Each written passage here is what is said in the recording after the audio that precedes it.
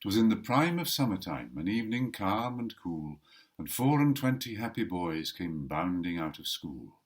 There were some that ran, and some that leapt, like trout that's in a pool.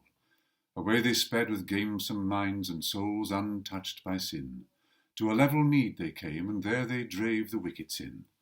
Pleasantly shone the setting sun over the town of Lynn. Like sportive deer they coursed about and shouted as they ran, turning to mirth all things of earth as only boyhood can. But the usher sat remote from all, a melancholy man. His hat was off, his vest apart, to catch heaven's blessed breeze, for a burning thought was in his brow, and his bosom ill at ease. So he leaned his head on his hands, and read the book between his knees. Leaf after leaf he turned it o'er, nor ever glanced aside. For the peace of his soul he read that book in the golden eventide. Much study had made him very lean, and pale, and leaden-eyed. At last he shut the ponderous tome. With a fast and fervent grasp he strained the dusky covers close, and fixed the brazen hasp. O God, could I so close my mind, and clasp it with a clasp. Then, leaping on his feet upright, some moody turns he took, now up the mead, then down the mead, and past a shady nook. And lo, he saw a little boy that pored upon a book. My gentle lad, what is't you read, romance or fairy fable? Or is it some historic page of kings and crowns unstable? The young boy gave an upward glance. It is the death of Abel. The usher took 6 hasty strides, as smit with sudden pain, 6 hasty strides beyond the place, then slowly back again. And down he sat beside the lad, and talked with him of Cain, and long since then of bloody men whose deeds tradition saves, of lonely folk cut off unseen and hid in sudden graves, of horrid stabs in groves forlorn, and murders done in caves. And how the sprites of injured men shriek upward from the sod, aye, how the ghostly hand will point to show the burial clod, and unknown facts of guilty acts are seen in dreams from God. He told how murderers walk the earth beneath the curse of Cain, with crimson clouds before their eyes and flames about their brain, for blood has left upon their souls its everlasting stain. And well, quoth he, I know for truth their pangs must be extreme. Woe, woe, unutterable woe, who spill life's sacred stream. For why? Methought last night I wrought a murder in my dream. One that had never done me wrong, a feeble man and old. I led him to a lonely field. The moon shone clear and cold. Now here, said I, this man shall die, and I will have his gold. 2 sudden blows with a ragged stick, and one with a heavy stone, 1 hurried gash with a hasty knife, and then the deed was done. There was nothing lying at my foot but lifeless flesh and bone. Nothing but lifeless flesh and bone, that could not do me ill. And yet I feared him all the more for lying there so still. There was a manhood in his look that murder could not kill. And lo, the universal air seemed lit with ghastly flame. 10,000 dreadful eyes were looking down in blame. I took the dead man by his hand and called upon his name. O God, it made me quake to see such sense within the slain. But when I touched the lifeless clay, the blood gushed out amain. For every clot a burning spot was scorching in my brain. My head was like an ardent coal, my heart as solid ice. My wretched, wretched soul I knew was at the devil's price.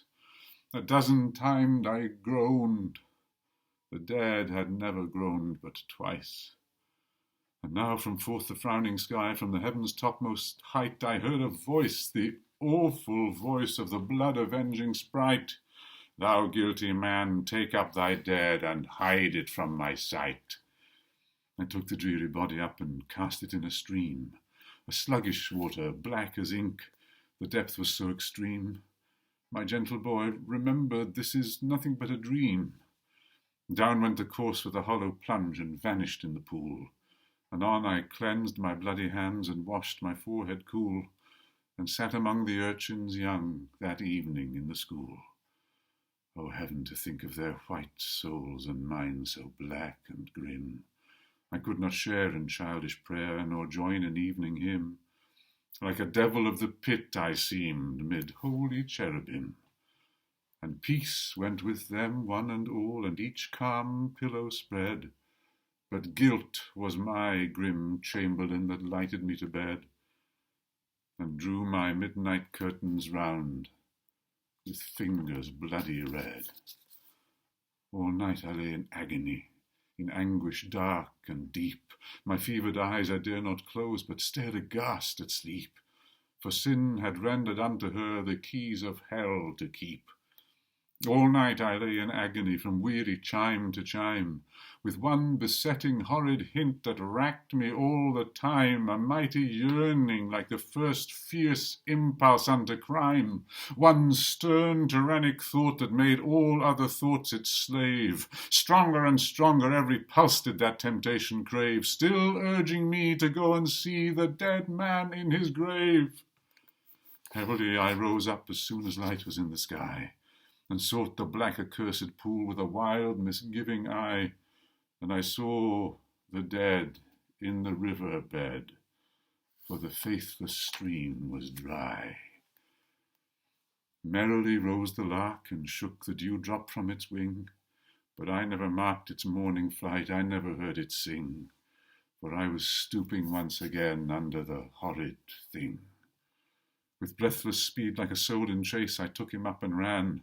There was no time to dig a grave before the day began. In a lonesome wood with heaps of leaves I hid the murdered man. And all that day I read in school, but my thoughts were otherwhere. As soon as the midday task was done, in secret I was there. And a mighty wind had swept the leaves, and still the course was bare. Then down I cast me on my face and first began to weep, for I knew my secret then was one that earth refused to keep, or land or sea, though he should be 10,000 fathoms deep. So wills the fierce avenging sprite till blood for blood atones. Aye, though he's buried in a cave and trodden down with stones, and years have rotted off his flesh, the world shall see his bones. Oh God, that horrid, horrid dream besets me now awake. Again, again, with dizzy brain, the human life I take, and my red right hand grows raging hot like Cranmer's at the stake. And still no peace for the restless clay will wave or mould allow. The horrid thing pursues my soul.